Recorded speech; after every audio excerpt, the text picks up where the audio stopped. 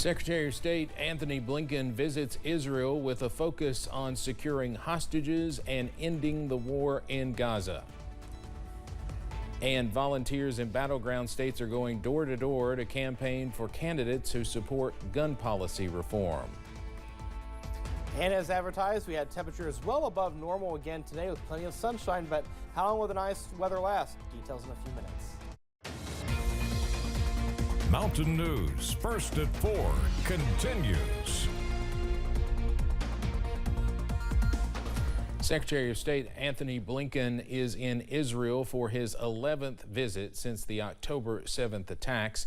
He met with Prime Minister Benjamin Netanyahu behind closed doors for about 2.5 hours. The Biden administration is pinning its hopes on diplomacy as fighting between Israel and Hamas in Gaza and Hezbollah in Lebanon intensifies. And we've just learned from the Associated Press that the Israeli military thinks that one of its airstrikes outside Beirut earlier this month killed a top Hezbollah official who had been widely expected to be the group's next leader. That just coming in out of the Middle East.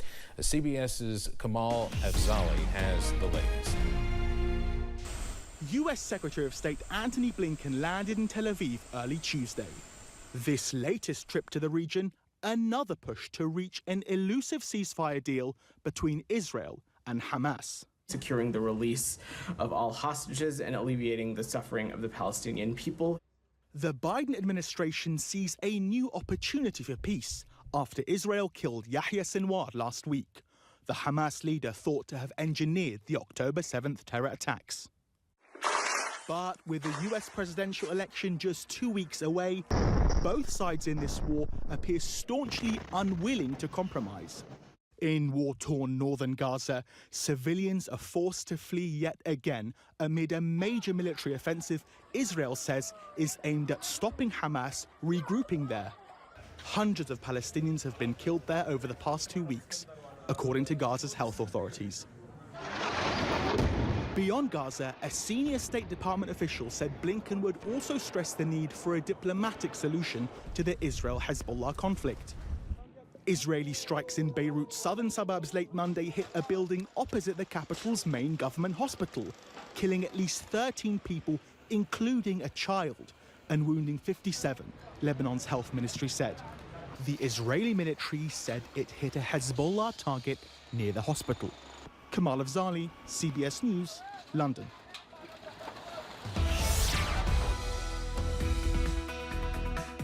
My goodness, what another beautiful day across eastern Kentucky. We had temperatures in the mid to upper 70s. Take a look here right now at the current conditions. We'll go ahead and call those up. And you can see the Kentucky Mesonet camera right there in Wayne County, seeing a little bit of cloud cover right there. Otherwise, plenty of sunshine, and temperatures right now are in the mid to upper 70s, upper 60s towards Grundy. Otherwise, 78 Prestonsburg, 79 Jackson, as well as Manchester. London's at 77. Somerset is at 79. Live pinpoint Doppler radar right now, showing a clean sweep across the area. This will get a break tomorrow and Thursday. It's when we get into Friday night going into Saturday that rain chances will start to pick up, but get out and enjoy the next several hours as we see temperatures in the low 70s by 7 o'clock, upper 50s by the 1 o'clock hour, and then 57 by 5 a.m. And when you wake up in the morning, temperatures in the 40s and 50s will greet you again. We're going to cool off a little bit. Details in the First Alert forecast in a few minutes. Steve. All right, thank you very much, Eric. With 2 weeks, just 2 weeks to go until Election Day, former President Donald Trump courted Latino voters in Florida. The former president participated in a roundtable event with Latino supporters at his Doral property earlier today before heading back to North Carolina. The former president also commented on the Israeli military plan's intelligence leak that we told you about yesterday, saying that the leaker is the, quote, enemy from within that he refers to. Vice President Kamala Harris is off the campaign trail today, focusing on a couple of interviews, but her running mate, Minnesota Governor Tim Walz, rallied this afternoon with former President Barack Obama in Wisconsin as early voting gets underway in that battleground state. And we want to share some important election deadlines coming up here in Kentucky. You only have until 11:59 tonight to request a mail-in absentee ballot. All mail-in absentee ballots must be received by 6 p.m. on Election Day, November 5th, to be counted.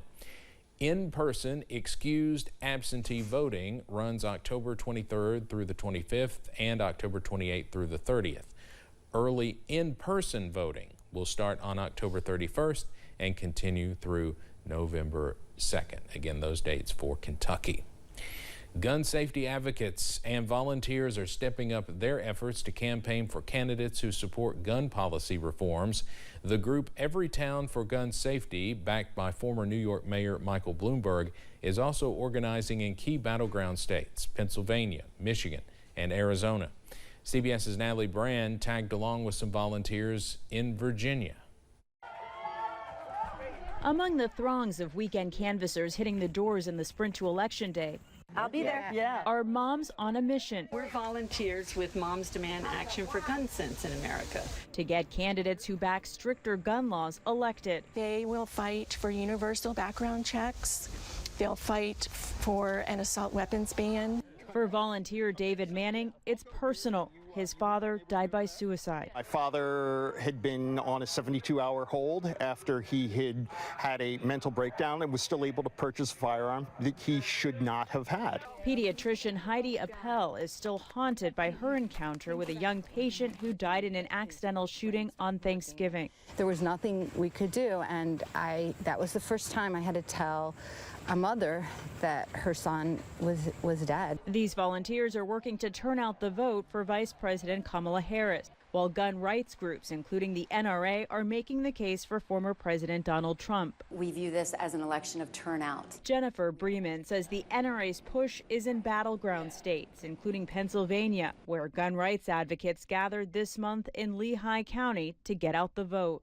What is at stake is our Second Amendment freedoms, that ability for peaceable citizens to defend themselves and their families. CBS News polling shows 6 in 10 voters consider gun policy a major factor in their choice for president. Every time I put them on the bus, it sort of, I just sort of panic every time, like, is this the last time I'm going to see them? That's why mom Rachel Perrott will be weighing the issue when she votes. Natalie Brand, CBS News, Washington. The gun safety group Everytown says it opened field offices this year in Philadelphia, Detroit, and Tempe. Several former GOP officials and government attorneys are urging the Department of Justice to investigate Elon Musk's $1 million sweepstakes. Musk has already started giving away $1 million to registered voters. He says voters in certain battleground states who sign his Political Action Committee's petition are eligible for the daily prize. In a letter to the DOJ, the group of officials warned this tactic could be illegal. Harvey Weinstein has been diagnosed with bone cancer, according to a source close to the incarcerated movie producer. The source says the 72-year-old Weinstein is undergoing treatment at Rikers Island in New York. Weinstein was convicted for a first-degree criminal sexual act and third-degree rape in 2020 and given a 23-year prison sentence. But that conviction was overturned in April. Best-selling legal thriller author John Grisham is helping advocate for the wrongfully convicted in real life. Grisham teamed up with Centurion Ministries founder Jim McCloskey. Their new book, Framed: Astonishing True Stories of Wrongful Convictions, focuses on 23 defendants found guilty of crimes the authors believe they did not do.